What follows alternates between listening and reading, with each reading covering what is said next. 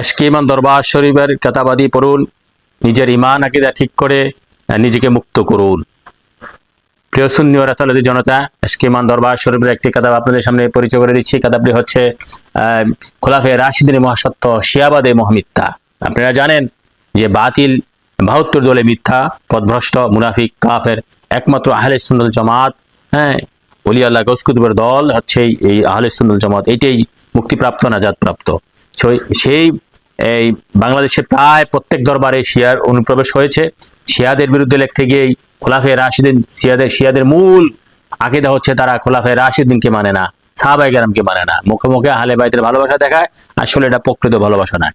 তাদের যে হাকিকত, তাদের যে মূল তথ্য, তাদের যে আকীদা, তাদের যে গুমরাহি, তাদের যে কুফুরিয়াত, তাদের যে মুনাফিকিয়াত, এগুলা সব তুলে ধরা হয়েছে এই কিতাবের মধ্যে।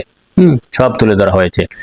যদিও 72 দলের মধ্যে এক দল শিয়া পথভ্রষ্ট, তো 72 দল ওয়াহাবি খারিজি যারা আছে তাদের পরিচয়, তাদের ব্যাপারে আমি অনেকগুলা কিতাব লিখেছি, সেগুলা পড়ার চেষ্টা করবেন।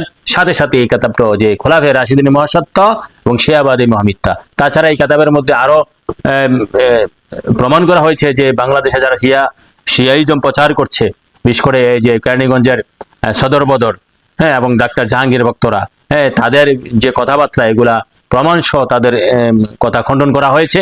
হ্যাঁ, আমরা যারা তরিকাপন্থী, যারা নবীর প্রেমিক, নবীর গোলাম, আহলে বাইতের গোলাম, সাহাবায়ে কেরামের গোলাম, তারা যেন আমরা এই কিতাবটা সংগ্রহ করে পড়ে ঈমান তাজা করি।